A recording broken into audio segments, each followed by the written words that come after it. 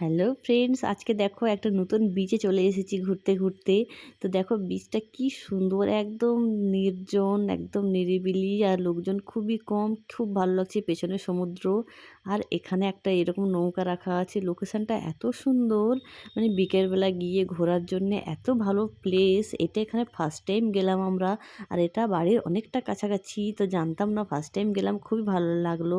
আর এখানে দেখো অনেক সবজি পাওয়া যাচ্ছিল, বাড়ি আসার পথে রাস্তার ধারে ধারে এরকম সবজি বিক্রি করছে সব। আর আমরা এখান থেকে অনেকগুলো সবজি নিয়েও নিলাম। তো শীতের সবজি বেশ খেতে ভালোই লাগে। আর সেদিন এত ঠান্ডা ছিল, এত ঠান্ডা ছিল যে কি বলবো।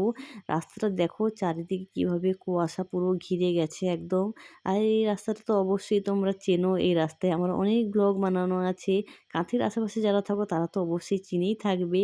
আর সেদিনকে দেখো কি ঠান্ডা ছিল। তো ব্লগটা এই পর্যন্তই, দেখা হবে তোমার সঙ্গে অন্য কোনো ব্লগে। টাটা, সবাই ভালো থেকো, সুস্থ থেকো।